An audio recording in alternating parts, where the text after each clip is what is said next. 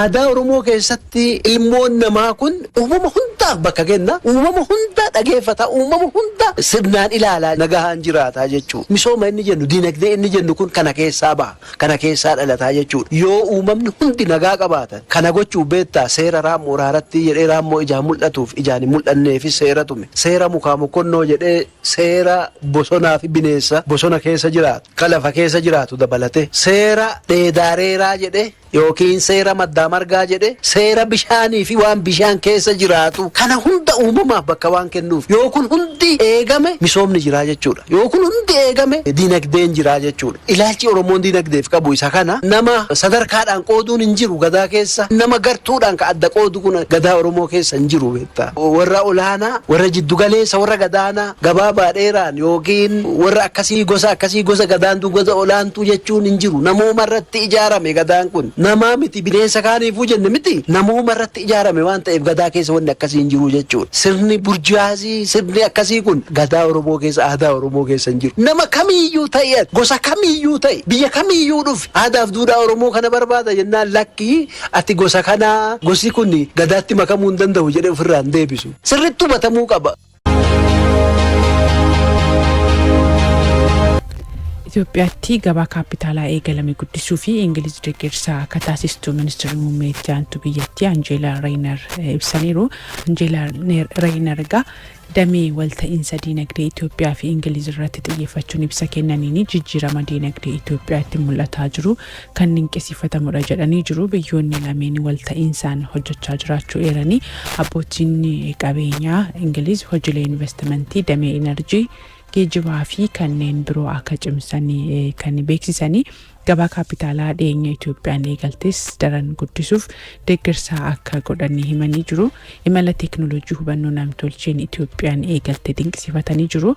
Damichaanii deeggarsaa fi tumsaa akka taasisanii kan eeranii ministeera maallaqaa obbo Ahmed Shideen gama isaaniitiin tarkaanfii haaromsa mootummaan fudhatee diinagdee biyyattii akka dadammaqsee dubbatanii keessumaa waggoottan 6 darbanii damee hedduu irratti misooma diinagdeen bu'aalee olaanaan galmaa'uu yaadachiisanii jiru.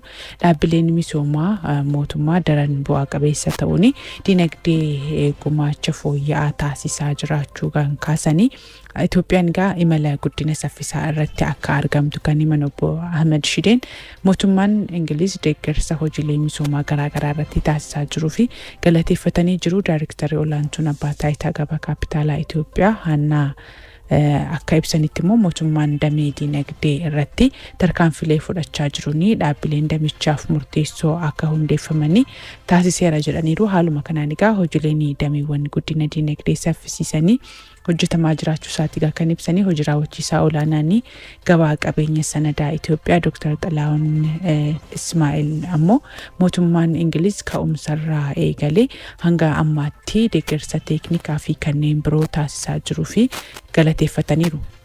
Yuunivarsiitiin Wallaggaa konferensii qorannoo idil addunyaa mata duree qorannoowwan kalaqaa fi teekinooloojiitti gargaaramuun gara gochaa fi imaammataatti jijjiiruun tajaajila sirna fayyaa fooyyessuu jedhuun gaggeessaa jira. Konferensicha irratti ministeera deetaan ministeera fayyaa Dr.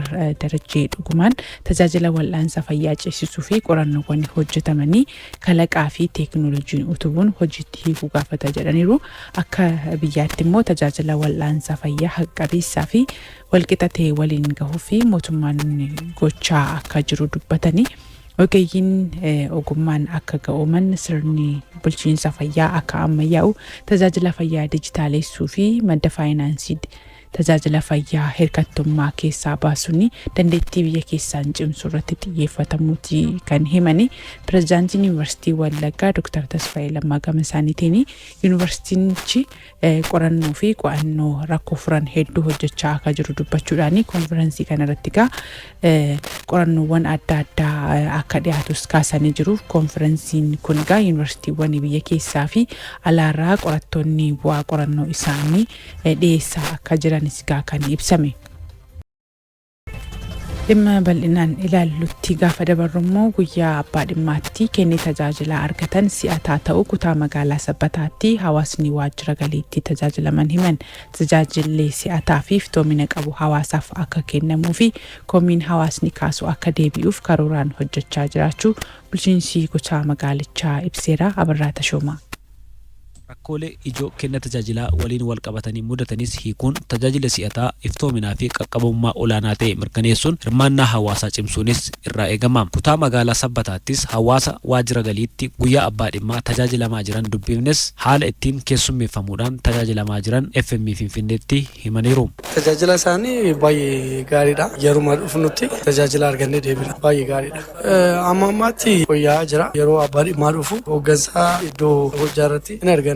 ጉያ አባዲ ማረት ይነርጋማ የባንክ ግድ ለማሳገድ መጥቼ ነበርና ከዚህም በፊት አንደኛ ግፍ ያለ መስተንግዶ ራሱ ለዘብተኛ ነበር ከነዱረ ተጃጅል አርገቹፍ ደበሬን ተጃጅለማስ ዋን ዱማቱፍ ወልዲቡን ቱሬራ ሐረገሩ የሮን ዱፌ ተጃጅለ በርባዱ አርገዴን ጅራ kanaaf akkasumatti cimee akka itti fufuun barbaada. Tajaajila kaffaltii gibraa fi galii kan biraa waliin wal qabatee karaa teelee birriitiin raawwatamu irratti hubannoon dabalataa kennamuu fi akka qabus dubbataniiru. Teelee birriidhaan an kaffalamu baankii irratti an kaffalamu xinoora kichaa jirra siistama irratti baay'ee yeroo baay'ee siistama hojjeta tiraansferiidhaan baankii an biraa irratti tiraansferii goonee yeroo dhufnu RTGS waan jedhan jira isaan gaafachaa jiru isaammoo baay'ee siistamii waan hin hojjetu baay'ee isa irratti rakkachaa jirra. Itti gaafatamaan waajjira galii kutaa magaalaa Sabbataa obbo Gaaddisa Abbabaa kenna tajaajilaa irratti hordoffiin taasifamuun hawaasaaf kennamaa jiraachuu eeranii komii abbaa dhimmaa deebisuuf ammoo carraaqqii gaariin hojjetamaa akka jirus dubbataniiru. Departimentiin hunduu ganamaan galeeti hojii isaa kan hojjetu yeroo sin kabaju amma danda'amutti anis titteel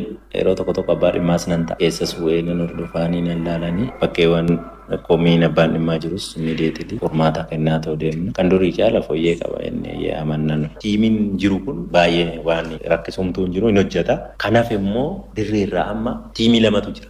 Dirreerra. Tiimiin tokko tiimii kuufamoota galii waraqaa raabsu dhaqqabsiisu ooditiin kan bahu maaree murteewwan bahu kana ni dhaqqabsiisa. Abbaa dhimmaatiif jechuudha iddoodhuma inni jiru silkiin bilbiluurra nuyin kenninaaf deemnee dhaabbatarra ni raabsinaaf. Tiimiin lammaffaan immoo yeroo ammaa kana biiroo galiiwwan Oromiyaatii fi yuunivarsiitii naannoo Oromiyaa isteetii isaa wajjin qorannoo maddoota galiirra jirra waan ta'eef tiimiin tokko isa qabateetu hojii kan hojjechaa jira. Karoora idilee fi raawwii isaa irratti hojii hojjetamaa jiruunis sadarkaa fooyya'aa irra jiraachuu kaasaniiru. Karoorri keenya galii idileetiin wal qabatee biliyoona tokko tuqaa lama galiin idilee raawwiin keenya hanga ammaatitti miliyoona 575% 47 irra idileedhaan jechuudha. Kan mana qopheessatiin karoorri keenya miliyoona 887 raawwiin keenya immoo miliyoona 453% 51 irra jirra. Galii keessatiin immoo karoorri keenya galii keessaa miliyoona 222 raawwiin keenya miliyoona 190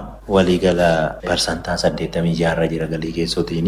Waliigal karoorri keenya nuyi bara kana sassaabuudhaaf karoorfanne biliyoona 2.3 raawwiin keenya immoo hanga ammaatti biliyoona 1.2 irra jirra. Waliigala parsantaa 52 irra jira kan waggaarra. Bulchaan kutaa magaalaa Sabbataa obbo Ashannaa fi Camadaa gama isaaniin kenna tajaajila irratti xiyyeeffannoo guddaan kennamee hojjetamaa jiraachuu dubbatu. Kana malees ammoo maddoota galii jiran irratti koree taaksii foorsii galiitiinis hojiin galii walitti qabu haala gaarii adeemsifamaa turus eeraniiru. Xiyyeeffannoo guddaa kennee fi galii hoogganaa jirra. Karoorri keenya almost gara biliyoona 2.3 galii keessoo dabalate jechuudha. Hagammaatti naannoo biliyoona 1.2 irra geenyeerra tarii dabaluu dhiisuu danda'a. Ta'u garuu bara kana maddoota qabu baay'ee isaa sakattaan itti deemne jechuudha. Gulantaa irraa galuu qabu hunda isaa irraayi. Kanaaf akka seenaa kutaa magaalaa Sabbataatti galii sadarkaatti yeroo kana guuramee hin beeku. Kanaaf tokkoffaa koreen taaksii foorsii galii of danda'ee dhaabbateetu karaa sanaan kan guuramaa ture. Kana yoo jennu iddoowwan maddoota galii taaksii beezii keenya bal'isuu waan qabnuuf malee galiiwwan warra idileedhaan galu xaaraaf girgiddaa jennu akkasumas kan dallalaan sadarkaa abaacaa isaan galchanii alatti namoonni lafa dabalataa akkasumas iddoowwan galiin oodiitiin irraa galuu qabu kana kan sakattaanee kan itti deemaa turre. Haa ta'u garuu immoo karoora keenya bal'uura qabne yoo ilaallu baay'ee nu haafachuudha. Kanaaf kan cimsinee hojjechuudhas qabnu sadarkaa kutaa magaalaa ajandaan keenya guddaa galii jechuudha. Kanan goonu yoo ta'e piroojeektiin uummanni gaafatu deebisuu hin dandeessu.